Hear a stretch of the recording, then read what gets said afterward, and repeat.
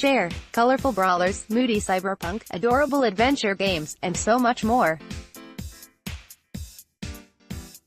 By IGN Staff E3 2018 had tons of awesome games, but not all of them got time in the spotlight. Many of our favorites have popped up at other events in the past, while others were brand new and had their exciting debuts during the busy week of E3. All of them deserve your attention. Here are 10 awesome games you might have missed at E3 2018.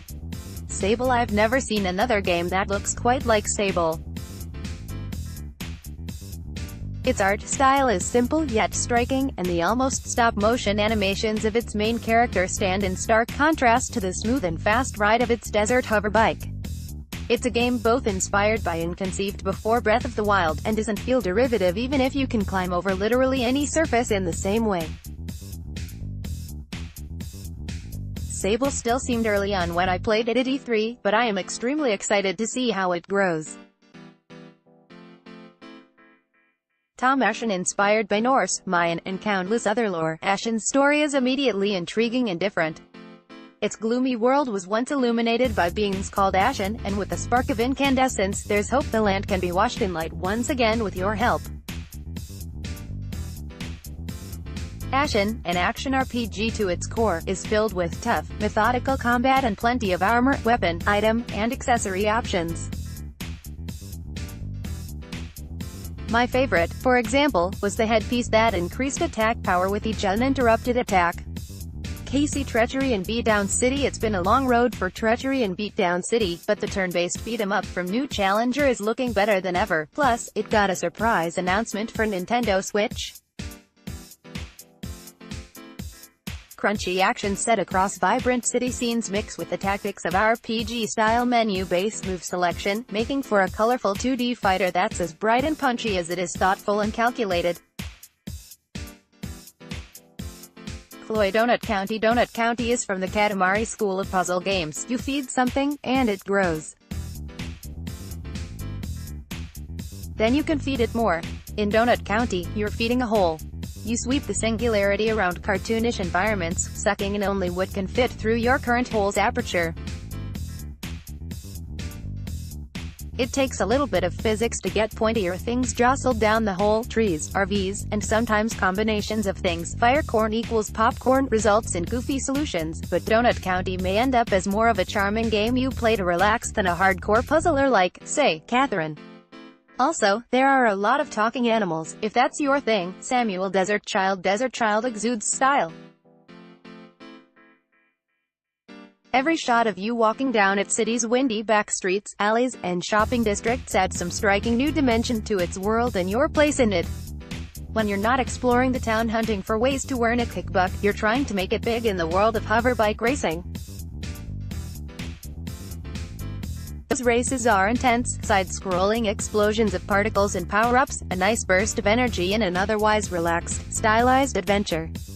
I look forward to seeing how the two sides of Desert Child balance and complement each other during a longer play session. Chloe Knights and Bikes. In order to save her family from eviction, the young Demelza teams up with her new friend Nessa take on the mysteries of a small British island to find legendary hidden treasure. Knights and Bikes is immediately charming with its gorgeous storybook art, and its dedication to maintaining a fun, kiddish adventure is delightful, so much so that we nominated it for our E3 game of the show. When Demelza goes to attack, she kicks up the ground and worms, not the actual enemy. When the two girls run, they make goofy noises. When one of the girls needs healing, the other can run up and give a supportive high five. When one girl beats the other in a race, the loser gets visibly irritated with her friend. In just the short demo I saw, Knights and Bikes' pure fun and emphasis on imagination were clear, and I think it could end up being a really special co-op adventure. Miranda Outer Wilds surprised me in a big way. It's a space adventure game with a charming alien summer camp theme, but it plays out like a delightful cross between Majora's Mask and Kerbal Space Program.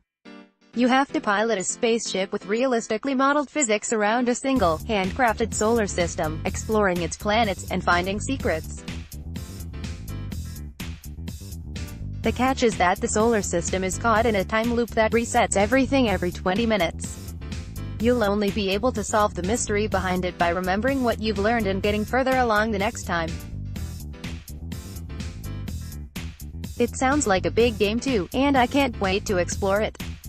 Tom Neocab Cyberpunk 2077 took up most of the spotlight at E3 2018, but it wasn't the only cyberpunk game worth your attention.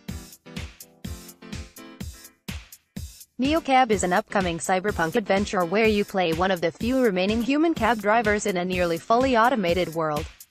It strives to tell human stories against the backdrop of the often dehumanizing gig economy, in a dark, yet vibrant techno-noir style.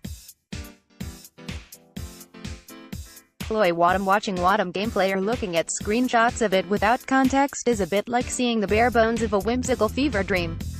Anthropomorphic pink poop holds hands with a tiny rock, a green cube removes its hat for a colorful, magical explosion, and a giant tree eats the beings and transforms them into food. Keita Takahashi, the creator of Katamari Damacy and Nobi Nobi Boy, creates a delightfully strange game with Wadham that emits pure joy and fun. If I had to distill Wadham into a few words, I'd say it's about exploring the relationships between the world's goofy inhabitants to attract even more friends. It's not obvious, but there is a story to Wadham, too. I couldn't stop grinning while playing Wadham, and I hope to see even more of it soon. Miranda Ghost Giant. One of VR's most underutilized tricks is playing with scale. In Ghost Giant, you actually feel like a towering giant in a tiny village populated by animals. It's an experience reminiscent of a Disneyland ride, or an incredibly ornate Lego display. Everything is intricate, detailed, and small, but it still stretches as far as you can see. You do indeed feel like the titular menace when playing Ghost Giant. Not only because there's a sense that you are towering over the tiny village, but also because one little creature in particular is terrified of your ghostly aura, and is the only denizen that can see you. I enjoyed knocking down walls, prodding at animals, and causing mayhem in the tiny town. It's like a god game, act, treasure, populace, spore, without all the menus. Samuel.